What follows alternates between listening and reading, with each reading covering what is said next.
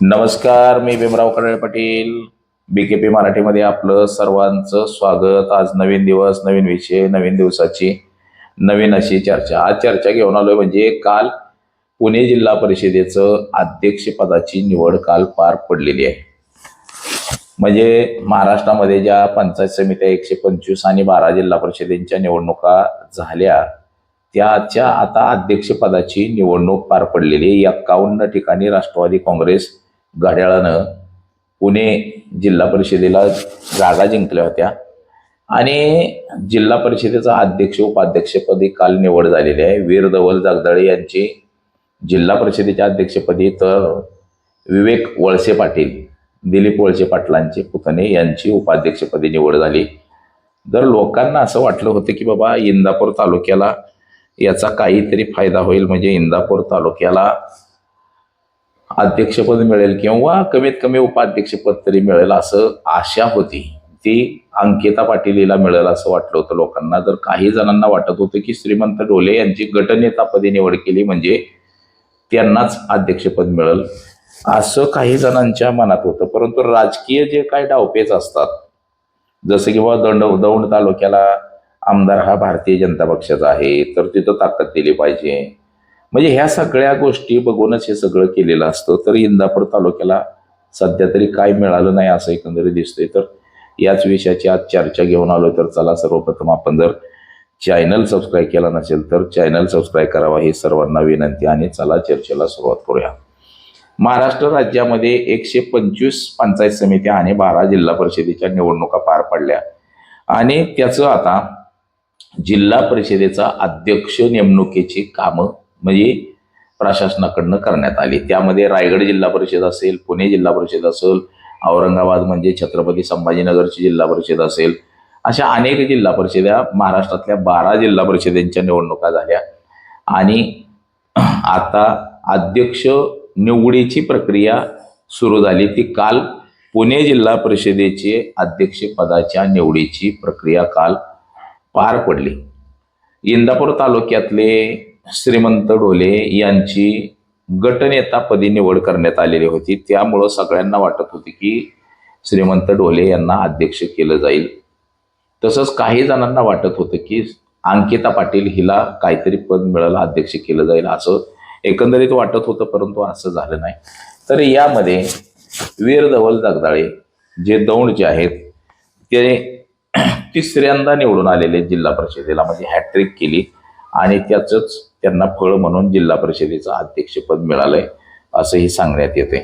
आता ते वीर धवल जगदाळे यांची कारकीर्द जर म्हणलं आपण तर ते राष्ट्रवादी काँग्रेस पक्षाचे सदस्य आहेत.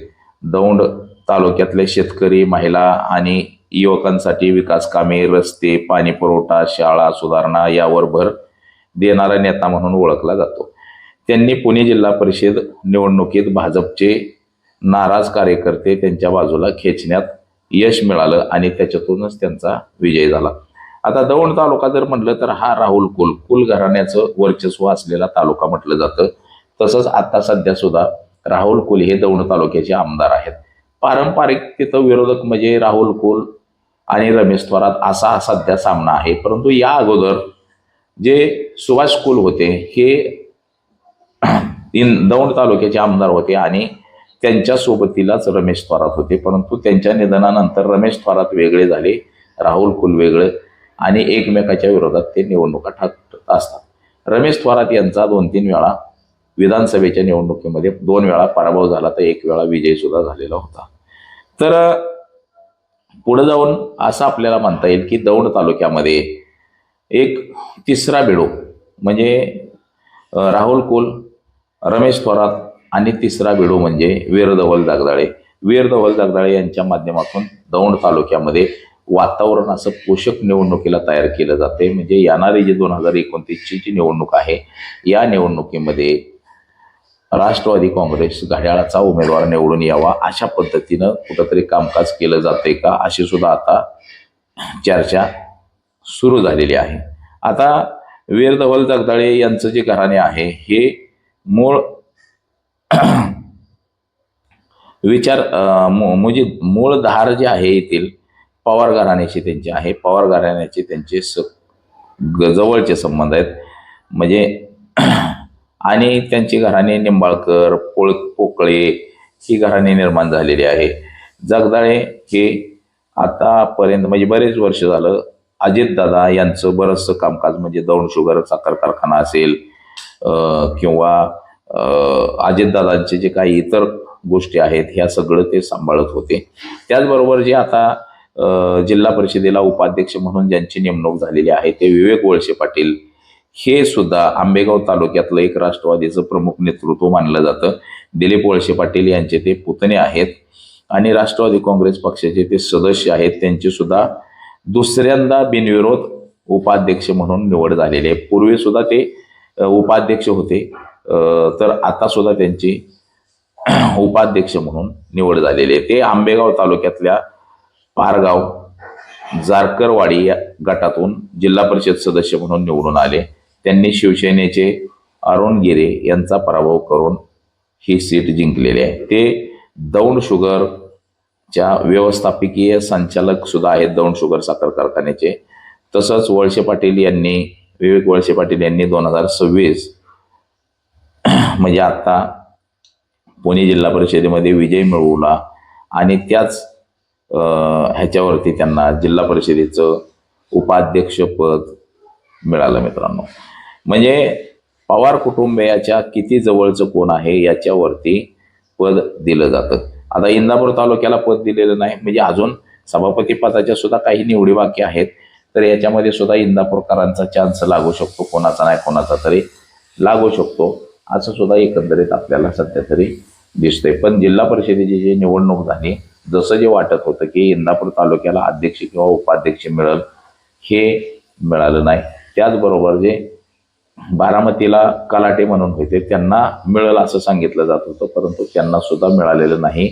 म्हणजे आश्चर्याचा धक्का हा काही राजकारण्यांना बसलेला आहे. आता पुणे जिल्हा परिषदेचे सदस्य संख्या जर आपण बघितली तर ती आहे 73 सदस्यीय संख्या असलेली जिल्हा परिषद. पुणे जिल्ह्याची जिल्हा परिषद ही मोठी जिल्हा परिषद आहे आणि त्याचा कारभार सुद्धा फार मोठा आहे. जिल्हा परिषदेचा व्याप सुद्धा मोठा आहे. 35-40 हजार कामगार असलेली ही जिल्हा परिषद आहे आणि या जिल्हा परिषदेचा अध्यक्ष होणं म्हणजे मोठा मान आहे. राष्ट्रवादी काँग्रेस पक्षानं घड्याळाच्या चिन्हावरती 51 ठिकाणी जागा जिंकलेल्या होत्या. सगळ्याच्या सगळ्या ठिकाणी उमेदवार उभे केले होते. अजित पवार यांनी हे सगळे उमेदवार दिले होते, परंतु अचानक अजित पवार यांच्या विमानाचा अपघात झाला आणि त्या अपघातामध्ये अजित पवारांचं निधन झालं. त्यानंतरची ही पहिलीच निवडणूक होती. महाराष्ट्रामध्ये फारसं यश राष्ट्रवादी काँग्रेसला लाभलेलं नाही, परंतु आता पुणे जिल्हा परिषदेत फक्त राष्ट्रवादी काँग्रेसला यश लाभलं आणि त्या ठिकाणी जिल्हा परिषदेचा अध्यक्ष हा राष्ट्रवादी काँग्रेसचा झाला, असंही एकंदरीत आपल्याला सध्या तरी दिसते. आता बघा, ह्या ज्या इतर समित्या ज्या असतात या इतर समित्यांसाठी मात्र प्रत्येक जणांना आपल्या आपल्या परीनं फिल्डिंग लावली असेल. मग तो भोर तालुका असेल, बारामती असेल किंवा इतर कुठला तालुका असेल, या तालुक्यातून मावळ असेल, या तालुक्यातनं मात्र आपापल्या परीनं आपल्याला कसं जिल्हा परिषदेमध्ये एखादं पद मिळेल, सरकारची गाडी मिळेल. म्हणजे जिल्हा परिषदेच्या सदस्याला सुद्धा शासकीय गाडी आहे, जिल्हा परिषदेच्या अध्यक्षाला आहे, परंतु इतरांना सुद्धा शासकीय गाडी आहे. आता जिल्हा परिषदेचे जे CO आहेत गजानन पाटील, या गजानन पाटलांनी अजित पवार यांच्याकडे जवळपास 14 वर्ष अर्थ विभागाला काम केलेलं आहे. आता हे IAS अधिकारी नाही, तो नॉमिनेट होऊन गेलेला कॅन्डिडेट आहे. म्हणजे प्रांत उपजिल्हाधिकारी आणि आता IAS अधिकारी. आता ते ट्रेनिंगला गेलेले होते, परंतु ते काय तिथंच बसणार. आणि अजितदादा आणि त्यांचे संबंध चांगले होते, परंतु आता सध्या जिल्हा परिषदेला वीरधवल जगदाळे अध्यक्ष, विवेक पाटील आहे उपाध्यक्ष. ह्या लोकांचं सुतपातळ जुळतंय का नाही हे सुद्धा तितकंच महत्त्वाचं आहे. म्हणजे हे गजानन पाटील हा माणूस एकंदरीत भ्रष्ट व्यवस्थेला चालना देणारा माणूस आहे आणि याच्यामुळं ह्या सगळ्या लोकांचं आणि ते सुतपातळ जमतंय का नाही हे सुद्धा महत्त्वाचं आहे. आता जिल्हा परिषदेचा कामकाज कार्यभार हा जिल्हा परिषदेच्या अध्यक्षापासून सुरुवात झालेली आहे. म्हणजे 6-7 वर्ष झालं म्हणजे जिल्हा परिषदेची निवडणूक झालेली नव्हती. म्हणजे 5 वर्ष पूर्ण होऊन सुद्धा 2 वर्ष झालेली होती. तर त्याच्यामुळं हा पहिल्यांदाच आता 7 वर्षानंतर जिल्हा परिषदेला अध्यक्ष लाभलेला आहे आणि याच्या माध्यमातून सर्वसामान्य लोकांची कामं होणं गरजेचं आहे. तर आता वीर धवल जगदाळे यांना जिल्हा परिषदेचं अध्यक्ष दिलंय म्हणजे राहुल कुल यांचं खच्चीकरण करण्यासाठी कुठंतरी हे अध्यक्षपद दिलंय असंही बोललं जातं. म्हणजे राहुल कुल सध्या भारतीय जनता पक्षाच्या सोबत आहेत आणि राहुल कुलमुळं राष्ट्रवादी काँग्रेस पक्ष हा नेहमी अडचणीत ठरलेला आहे. तर त्याला कुठंतरी छेद देण्यासाठी राष्ट्रवादी काँग्रेसचं वर्चस्व या जिल्ह्यामध्ये वाढवण्यासाठी, राष्ट्रवादी काँग्रेसची बळकटी दौंड तालुक्यामध्ये करण्यासाठी हे पद एक दिलंय असं एकंदरीत सांगण्यात येतं. त्यातच उपाध्यक्षपद जे विवेक वळसे पाटील याला दिलेलं आहे ते मात्र दिलीप वळसे पाटील यांच्या सांगण्यावरूनच दिलं गेलेलं आहे. कारण की पूर्वी सुद्धा त्यांना गेल्या 5 वर्षात सुद्धा जिल्हा परिषदेचं उपाध्यक्षपद दिलं होतं आणि दिलीप वळसे पाटील हे कायमस्वरूपी मंत्रिमंडळामध्ये मंत्री असतात, ज्येष्ठ नेते आहेत ते. परंतु त्यांनी तब्येतीच्या कारणावस्तव त्यांनी सांगितलं होतं की मला मंत्रिमंडळामध्ये सध्या नको आहे. तर त्यामुळं त्यांच्या पुतण्याला ते जिल्हा परिषदेचं उपाध्यक्षपद दिलं गेलं असल्याची शक्यता आहे. आणि सुनेत्रा पवार यांच्या जवळचेच आहेत, म्हणजे अजितदादांच्या जवळचे होते, तसंच आता ते सुनेत्रा पवार यांच्या सुद्धा जवळचे आहेत.